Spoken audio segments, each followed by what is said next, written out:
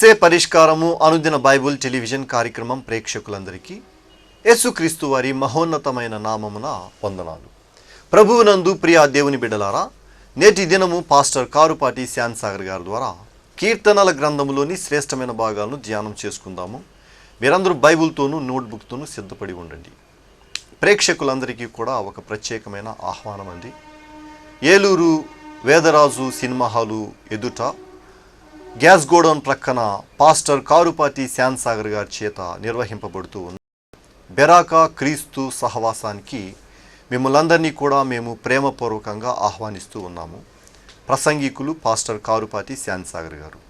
ఆదివారపు ఆరాధన ఉదయము 10 గంటల నుంచి 12:30 గంటల వరకు జరుగుతుందండి. ప్రేక్షకులందరూ ఈ విషయాన్ని గమనించండి. మీ అందరికీ మరొకసారి ప్రేమపూర్వకంగా ఆహ్వానిస్తూ ఉన్నామండి. మీరందరూ సిద్ధపడి ఉంటే పాస్టర్ కారుపాటి శ్యాన్ సాగర్ గారు ప్రార్థన చేసి ఈ దినపు వాక్య పరిచయం చేస్తారు. ప్రభువునందు ప్రియమైన దేవుని బిడ్డలారా, ఈ రాత్రి కాలపు వాక్య భాగమునకు ఆర్థిక సహకారం అందించిన వారు విద్యానగర్ వాస్తవ్యులు పైడిముక్కల జయరాజు గారు, సోషియో శారా గార్ల కుమార్తె పైడిముక్కల వీణా జెస్సీ జన్మదినం సందర్భంగా కుటుంబ సభ్యులు జయరాజు గారు, సోషియో శారా గారు, వారి కుమారుడు స్నేహిత్ సమర్పిస్తున్నారు. వీణా జెస్సీకి దేవుడు కృపనిచ్చి నూతన సంవత్సరం అంతా ఆమెను కాపాడాలని ప్రార్థించమని మనవి చేస్తున్నాను. ఎపిసోడ్ స్పాన్సర్స్, 1 వారం దినాలు ముందుగా రికార్డింగ్స్ ఫెసిలిటీ కొరకు ముందుగా మీరు ఇన్ఫార్మ్ చేయమని మనవి చేస్తున్నాం. ప్రార్థన చేసుకుందాం. దయచేసి తలలో వంచండి, ప్రార్థనలో ఏకీభవించండి. మమ్మల్ని మిక్కిలిగా ప్రేమిస్తున్న మా ప్రియ తండ్రి, మీకు స్తోత్రాలు. ఈ రాత్రి కాలం ప్రత్యేకంగా మీ పాదాలు చెంతకొచ్చి మిమ్మల్ని స్తుతించి ఆరాధించి ప్రార్థిస్తున్నాం. వీణా జెస్సీ కొరకు మీకు స్తోత్రం. బిడ్డకు మీరిచ్చిన జన్మదినమును బట్టి వందనాలు. మీ దాసులు జయరాజు గారిని, సోషియో శారా గారిని ప్రత్యేకంగా దీవించమని ప్రార్థన చేస్తున్నాం. స్నేహితుని మీరు ఆశీర్వదించండి. మా ప్రేక్షకుల కొరకు విజ్ఞాపన చేస్తున్నాం. ప్రభు, మీ కృపా సహాయం వారికి ఇవ్వండి. వారిని దీవించి మీ కృపలో రక్షణలోకి నడిపించండి. నేటి వాక్య ధ్యానం ద్వారా మమ్మల్ని ఆశీర్వదించండి. యేసు ప్రభు పేరిట ప్రార్థిస్తున్నాం తండ్రి, ఆమెన్. ప్రభువునందు ప్రియమైన దేవుని బిడ్డలారా, దయచేసి మీ పరిశుద్ధ బైబిల్ గ్రంథాన్ని తెరిచి కీర్తనల గ్రంథం 107వ సంకీర్తన 23వ వచనం నుండి ధ్యానించాలని మనవి చేస్తున్నాను. పేజీ నంబర్ 510, కీర్తనల గ్రంథం 107వ సంకీర్తన 23వ వచనం నుండి చదువుకుందాం. ఓడలెక్కి సముద్ర ప్రయాణము చేయువారు, మహాజలముల మీద సంచరించు వ్యాపారము చేయువారు, యెహోవా కార్యములను సముద్రములో ఆయన చేయు అద్భుతములను చూచిరి. యెహోవా కార్యములను సముద్రములో ఆయన చేయు అద్భుతములను చూచిరి. చూడండి, ఏమిటి ఈ అద్భుతాలు? ఆయన సెలవీయగా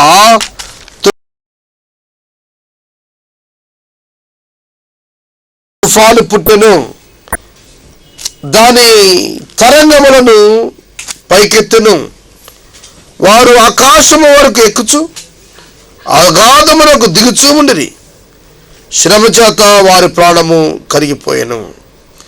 మత్తులైన వారి వలె వారు ముందుకు వెనుకకు దొర్లుచు అటు ఇటు తొలుచుండిరి. వారు ఎటు తోచక ఉండిరి. శ్రమకు తాళలేక వారు యెహోవాకు మొరపెట్టిరి. ఆయన వారి ఆపదలలో నుండి వారిని విడిపించెను. ఆయన తుఫానును ఆపివేయగా దాని తరంగములు అణిగిపోయెను. అవి నెమ్మలమైనవి, వారు సంతోషించిరి. నేను 23వ వచనం నుండి 29వ వచనం వరకు చదివాను.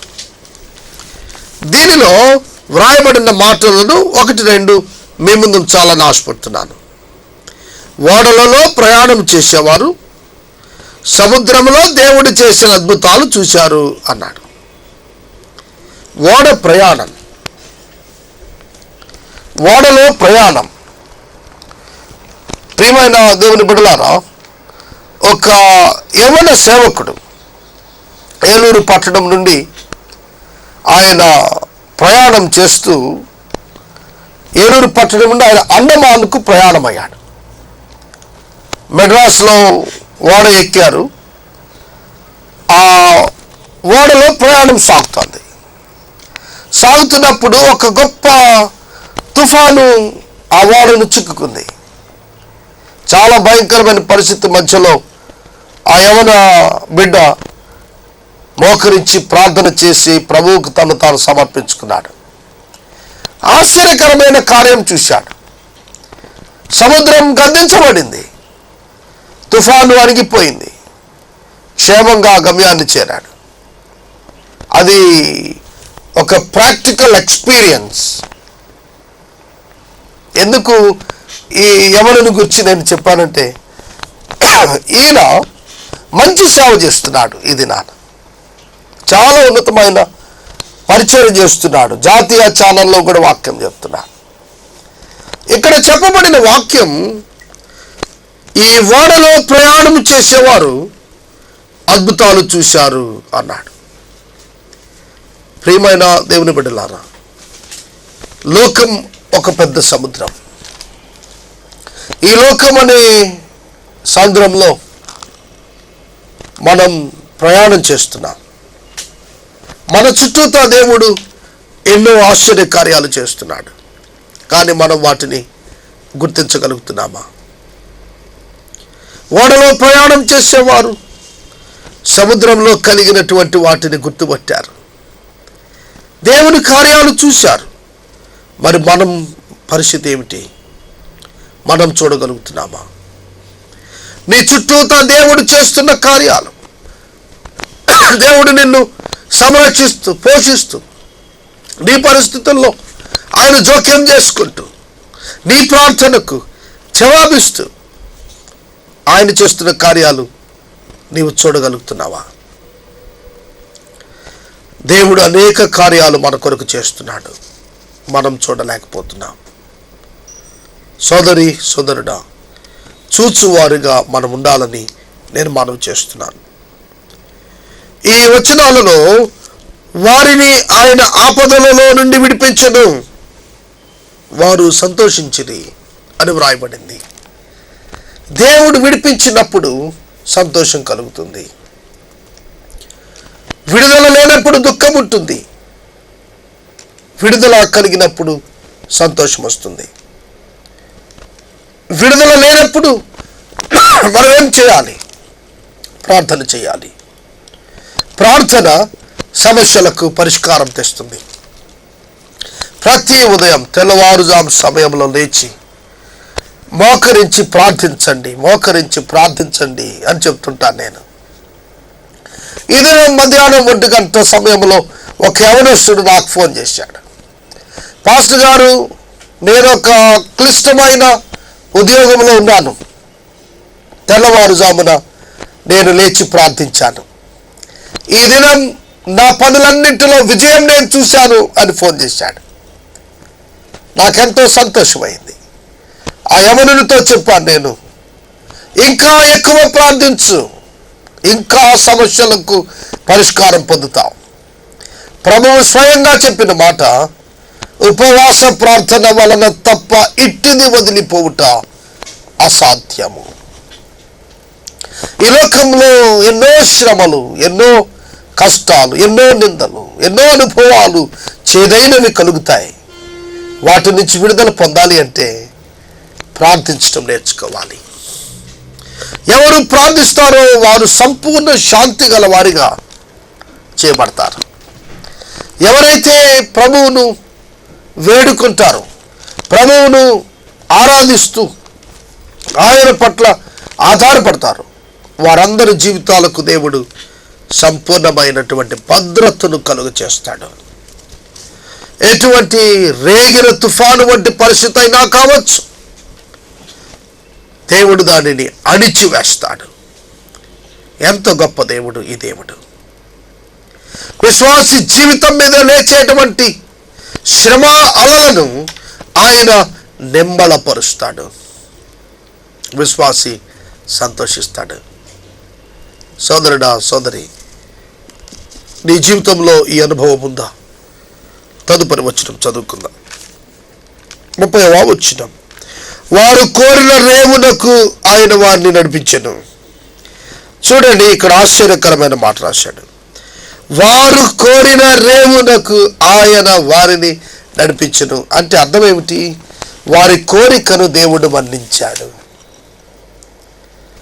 చూడండి, మన కోరిక, మన ఇష్టత, మన ఉద్దేశం అనేకులకు నచ్చకపోవచ్చు, అనేక మంది ఒప్పుకోకపోవచ్చు, సొంత భార్యని నీ అభిప్రాయం గౌరవించకపోవచ్చు, సొంత భర్త నీ మాటకు లెక్క చేయకపోవచ్చు. కానీ God will honour your word. నీ మాటను దేవుడు గౌరవిస్తాడు. నీవు అడిగిన దానిని దేవుడు నీకిచ్చి తాను నిన్ను గౌరవిస్తున్నాడని రుజువు చేస్తున్నాడు. ప్రభువా, నాకు ఇది ఇవ్వండి అని మేము పరిష్కారంలో అడిగినవన్నీ పొందాం. మేము మొట్టమొదట, ప్రభు మాకు ఒక కంప్యూటర్ ఇవ్వండి అని అడిగాం. దేవుడు కంప్యూటర్ ఇచ్చారు. ఇంకా ఇవ్వమన్నాం, ఇంకా ఇచ్చారు. ఒక ప్రెస్ ఇవ్వండి ప్రభు, ఉచితంగా ప్రింట్ చేస్తామన్నాం, ఇచ్చారు. ఇప్పుడు అడుగుతున్నాం, మల్టీ కలర్ ప్రెస్ ఇవ్వండి ప్రభు, ఉచితంగా అన్ని మ్యాగజైన్స్ చేయాలనుకుంటున్నాం అంటున్నాం, ఇస్తారు. దేవుడు నమ్మదగిన మాట. నీవు కోరగా ఆయన ఆ రేవుకు చేర్చెను అంటే అది నీకిచ్చెను. దేవుని బిడ్డల జీవితాల్లో వారి వ్యక్తిగత అభిప్రాయాలను దేవుడు గౌరవిస్తాడు. చాలా పర్యాయాలు పిల్లలు కంప్లైంట్ చేస్తారు తల్లిదండ్రుల మీద, మమ్మల్ని పట్టించుకోవటం లేదు, లేదా మా ఇష్టాలకు విలువ ఇవ్వటం లేదు అని. తల్లిదండ్రులుగా నేర్చుకోండి, దేవుడే మనము దేవుని పిల్లలముగా కోరిన దానిని ఇస్తున్నప్పుడు, మన దేవుడు శ్రేష్టమైనది ఇస్తున్నప్పుడు, తల్లిదండ్రులుగా మనం కూడా మన బిడ్డలు కోరిన దానిని ఇస్తున్నామా? వారు ఎలాంటివి కోరవచ్చో, మన ఎదుట ఎట్టి వాటిని కోరవచ్చో వారు గ్రహించేటట్లుగా వారికి జీవితంలో నేర్పిస్తున్నామా? ఒక్కొక్కసారి ఆలోచన చేసుకోనమని నేను మనవి చేస్తున్నాను. బైబిల్లో ఒక్క మాట తీసుకుంటే అది మన జీవితానికి గొప్ప దిద్దుబాటు అండి. ఇందులో ఏ సందేహము లేదు. ఆయన కృపను బట్టి, నరులకు ఆయన చేయు ఆశ్చర్య కార్యములను బట్టి వారు యెహోవాకు కృతజ్ఞతాస్తుతులు చెల్లించుదురుగాక. జన సమాజములో వారు ఆయనను ఘనపరచుదురుగాక. పెద్దల సభలో ఆయనను కీర్తించుదురుగాక. చూడండి, కృతజ్ఞతాస్తుతులు చెల్లించుదురుగాక, ఘనపరచుదురుగాక, కీర్తించుదురుగాక. 3 మాటలు. ఈ 3 జరగాలి అని చెప్తున్నాడు. ఎవరు చేస్తారివి? దేవుని కార్యాలు పొందినవారు, దేవుడిచ్చి శాంతిని అనుభవిస్తున్నవారు, దేవుడిచ్చి వనరుల చేత తృప్తి చెందినవారు, దేవుడిచ్చిన జవాబులను పొందుకున్నవారు స్తుతిస్తారు, ఘనపరుస్తారు, కీర్తిస్తారు. 33వ వచనం. దేశ నివాసుల చెడుతమును బట్టి ఆయన నదులను అడవిగాను, నీటి ముగ్గను ఎండిన నేలగాను, సత్తువ గల భూమిని చవిటి పర్రగాను మార్చెను.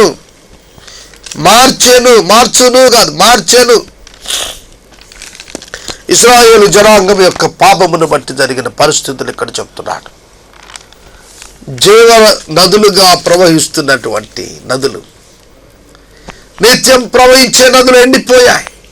నిత్యం పండే పంటలు పండే పొలాలు ఎండిపోయాయి. భూమి ఎండిపోయింది. కారణం ఏమిటంటే వారి పాపము. ఆదికాండం 3వ అధ్యాయములో కూడా ఆదాము పాపము చేసినప్పుడు దేవుడు ఆదామును శపించలేదు. నా మాట గుర్తుపెట్టుకోండి. 3వ అధ్యాయం చదివి చూడండి. దేవుడు ఆదామును హవ్వను శపించలేదు. సర్పమును శపించాడు. ఆదామును బట్టి నేలను శపించాడు. ఆదామును శపించలేదు. నేల శపించబడింది. ఇక్కడ కూడా అదే జరిగింది. నేల పైరు ఇవ్వకుండా అయిపోయింది. నదులు ఎండిపోయాయి. పంట చేతికి రావటం లేదు. కారణము వారి పాపము. సోదరుడా, సోదరి, మన పాపము అనేక పర్యాయాలు మనకు రావాల్సిన ఫలితాలు తారుమారు చేస్తుంది. మనకున్నటువంటి కండిషన్స్, స్థితిగతులు తారుమారు చేస్తుంది. దయచేసి అర్థం చేసుకోండి. పాపము చాలా ప్రమాదకరమైంది. పాపము అనుభవిస్తున్నప్పుడు చాలా తీయగా ఉంటుంది అనిపిస్తుంది. మంచి చెడు తెలివినిచ్చు వృక్షఫలం చాలా రుచిగానే ఉండుంటుంది వారికి. కానీ దాని పర్యావసానం ముసిలి పండు కంటే చేదు. ఆజ్ఞ అతిక్రమం. అక్కడ పండు ముఖ్యం కాదు, ఆజ్ఞ ముఖ్యం. ఆ పండులో పాపం లేదు. ఆజ్ఞ అతిక్రమించినప్పుడు పాపము చేసి ఆజ్ఞ అతిక్రమించాడు. కాబట్టి మన జీవితంలో పాపమునకు చోటు ఉందా? అనేక పర్యాయాలు నన్ను నేను చెక్ చేసుకుంటాను. ఎక్కడ పడిపోయాను? నేను మోకరించి రాత్రిపూట ప్రభు సన్నిధిలో కూర్చొని అంతరంగ పరిశోధన చేసుకునే ఆలోచన ఎప్పుడైనా నీకుందా? అంతరంగ పరిశీలన చేసుకొని, ఇదిగో నేను ఇక్కడ పడిపోయాను, ప్రభువా నన్ను లేవనెత్తు, ప్రభువా నేను ఇక్కడ మలినమైపోయాను, నన్ను ఇక్కడ శుభ్రం చేయి, ప్రభువా నేను ఇక్కడ స్థితి సరిగా లేకుండా అయిపోయింది, బాగు చేయి అని ఆక్రందన నీ అంతరంగంలో నుంచి వస్తోందా? మారు మనసు పొందు. పశ్చాత్తాపడు. ఊరికి ఏడు చేయటం కాదు. కొంతమంది ప్రార్థన మొదలు పెడితే గొల్లు నేట్ చేస్తారు. అది పశ్చాత్తాపం కాదు. ఆమెనంటే ఆగిపోతుంది. అది అట్లాంటిది కాదు. ఇది you cannot pool the God. దేవుణ్ణి పిచ్చోడు చేస్తానని నువ్వు పిచ్చోడు అవుతావు తప్ప ఇంకేం కాదు. సోదరుడా, సోదరి, నీ అంతరంగంలో నీ హృదయ స్థితి ఎట్లుందో దాని ఫలితాలు భౌతికంగా అనుభవిస్తావు. నీవు దేవుని యొక్క కుమారుడైన యేసుక్రీస్తు యొక్క సారూప్యములోనికి మారుతుంటే లోకము తొలగి దారి ఇస్తుంది. ఈ మాట గుర్తుపెట్టుకోమని ప్రభు పేరిట నేను మనవి చేస్తున్నాను. ఇశ్రాయేలు జనాంగానికి సమస్తము ఉన్నప్పుడు పాపం చేశారు. ఏమీ లేని వారైపోయారు. నా మాట వింటున్నారా? ఇశ్రాయేలు జనాంగం సమస్తం ఉన్నప్పుడు పాపం చేశారు, అంతా పోగొట్టుకున్నారు. అపోస్తలులు యేసుక్రీస్తు ప్రభువు వారి యొక్క పునరుత్థాన వార్తను, రక్షణ సువార్తను మోసుకొని వెళ్ళటానికి, లోకమందంతటికి తీసుకువెళ్ళటానికి మహా ఆజ్ఞను పొందినప్పుడు వారి దగ్గర డబ్బు లేదు, వారికి వనరులు లేవు, వారి పరిస్థితులు చాలినవి కాదు మానవ రీత్యా. కానీ దేవుడు వారి ఎదుట సమస్తాన్ని వంచాడు, సమస్తాన్ని అనుకూలపరిచాడు. అంతరంగం దేవునితో సమాధాన పడితే బాహ్యంలో నీ జీవితం మారుతుంది. అంతరంగంలో నీవు ఏవైతే రిఫ్లెక్ట్ అవుతున్నాయో అవే బయట నీవు చేస్తావు. నీవేమై ఉన్నావో అంతరంగంలో బాహ్యంలో అలాగే జీవించగలుగుతావు. ఇంటెగ్రిటీ అంటే అదే, యథార్థత అంటే అదే. పైకి ఒకటి లోపల ఒకటి నటన క్రైస్తవ జీవితంలో కుదరదు. దేవుడు నిన్ను కోరుకున్నాడు, నీ ద్వారా ఆయన మహిమ పొందుతున్నాడు. అది నీకు ఆశీర్వాదం అవుతుంది, తెలుసుకో. గర్వించవద్దని ప్రభు పేరట నేను మనవి చేస్తున్నాను. 35వ వచనం, అరణ్యమును నీటి మడుగుగాను, ఎండిన నేలను నీటి ఊటగాను మార్చి వారచ్చట నివాసపురము ఏర్పరచుకున్నట్లును, పొలములో విత్తనములు జల్లి ద్రాక్ష తోటలు నాటి వాటి వలన సస్య ఫల సమృద్ధి పొందినట్లును ఆయన ఆకలిగొనిన వారిని అచ్చట కాపురం ఉంచెను. మరియు ఆయన వారిని ఆశీర్వదింపగా వారు అధికముగా సంతానాభివృద్ధి నొందిరి. వారు ఆయన పశువులను తగ్గిపోనీయలేదు. వారి బాధల వలన, ఇబ్బందుల వలన, దుఃఖం వలన తగ్గిపోయినారు. రాజులను తృణీకరించుచు త్రోవలని వారు తిరుగులాడు చేయవాడు. అట్టి దరిద్రుల బాధను పోగొట్టి వారిని లేవనెత్తును. వారి వంశమును మందవలే వృద్ధి చేసెను. యథార్థవంతులు దానిని చూచి సంతోషింతురు. మోసగాండ్రందరూ మౌనముగా ఉందురు. బుద్ధిమంతుడైన వాడు ఈ విషయములను ఆలోచించును. యెహోవా కృపాతిశయములను జనులు తలపోయిదురుగాక. ఇక్కడ 35వ వచనం నుండి 43వ వచనం వరకు చదివాను. ఇది చదువుతున్నప్పుడు నాకు అనిపించిన మాట, ఒక్కొక్క వచనం ఒక్కొక్క రోజు చెప్పచ్చు. ఎంతో సందేశం ఇందులో ఉంది. ఆ విధంగా చెప్తూ పోతే 2015 సంవత్సరానికి కూడా ఈ ప్రోగ్రాం కంప్లీట్ కాదు. కాబట్టి ఇక్కడున్న వచనాలు మీరును ధ్యానించండి.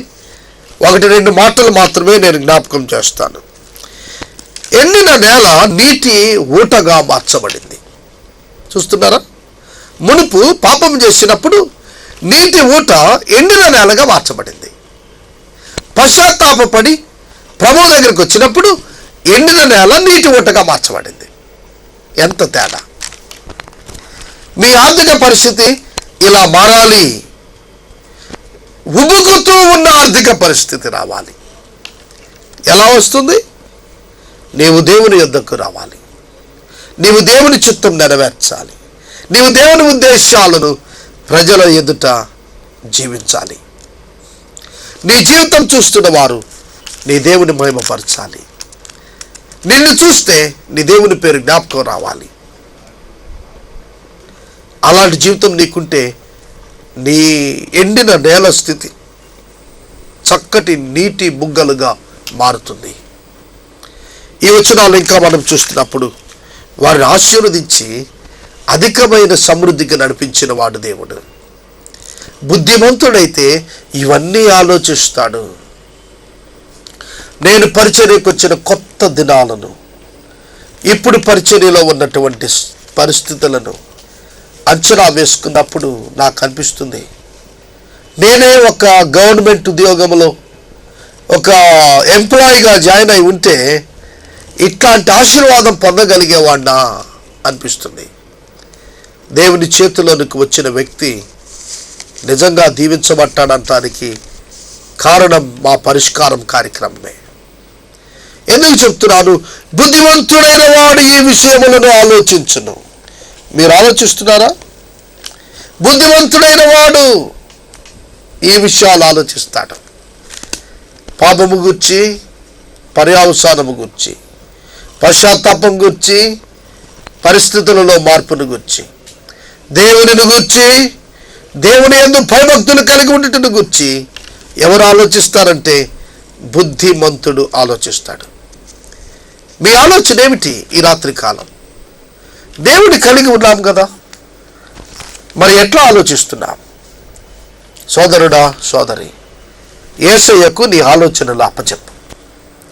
నీ ప్రతి తలంపునకు ఆయన సమాధానం కావలి ఉండాలని కోరుకో.